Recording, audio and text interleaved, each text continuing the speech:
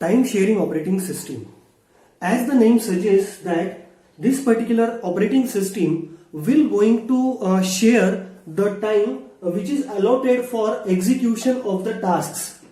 Now what does this time sharing operating system do is that a fixed amount of time is given for different tasks to execute.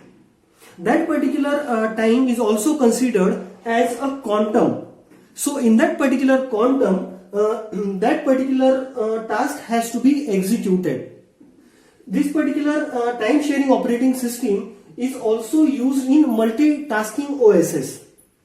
Now this is an example which we have taken to understand that what is meant by time sharing operating system. So this is an operating system which has given the task of Word, email and web browser to execute. So what happens whenever this particular request is given?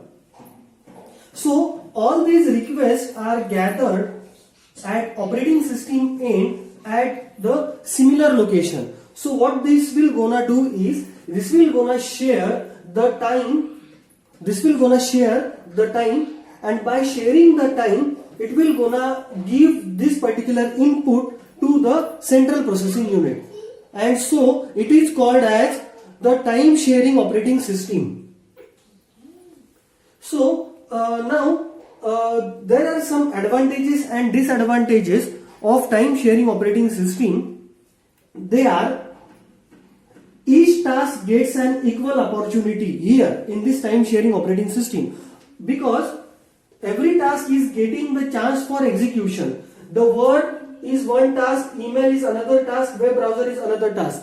So every of the task is gathered here and the time is shared in the operating system for processing, and then it is given to the CPU.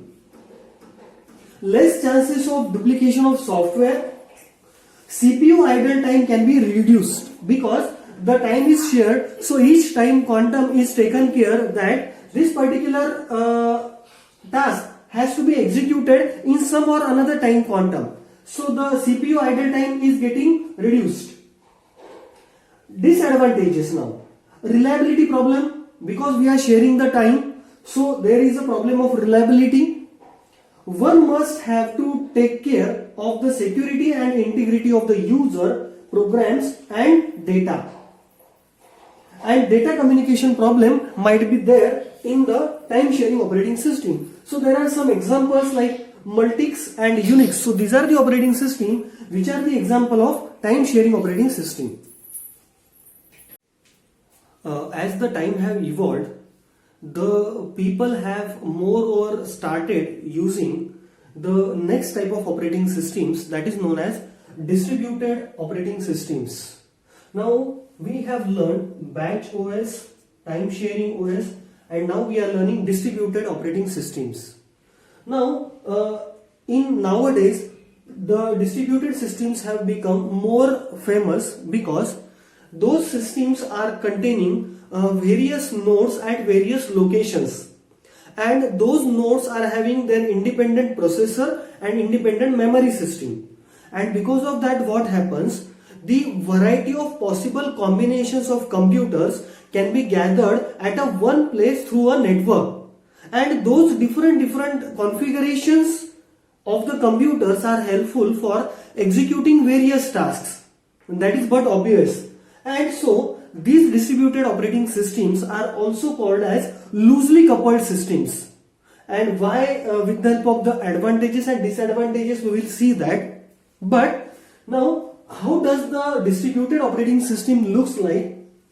So this is a diagram that this is an operating system which is connected with node 1,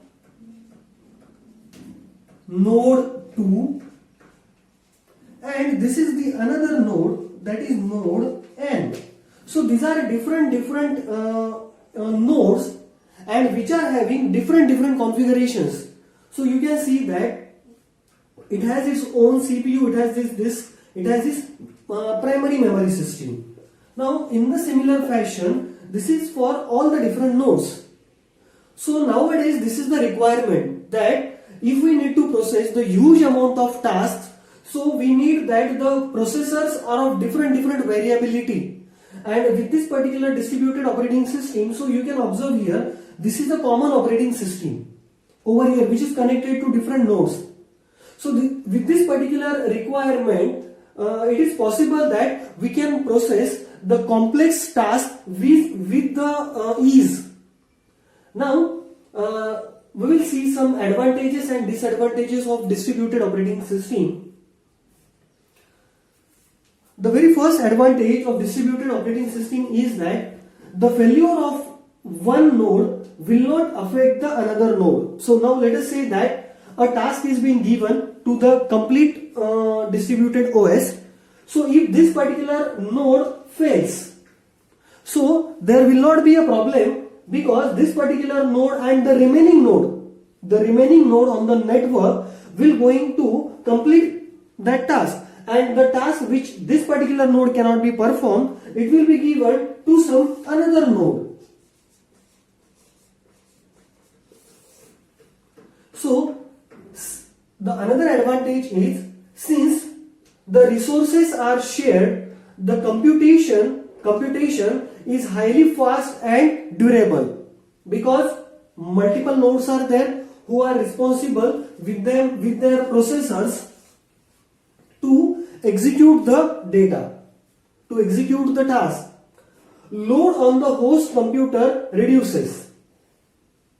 Easily scalable means the multiple nodes can be easily added. As we have added this node 4, I can add over here node 5, and so many nodes can be added to this operating system. Delay in data processing reduces. Now there are some disadvantages.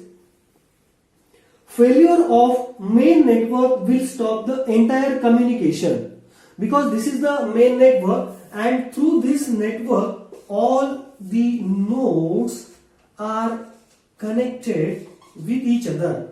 So if this particular network will going to fail, it will going to collapse the entire distributed OS. To establish distributed system, the languages that are used are not well defined yet, because there are different types of nodes which are connected to the operating system.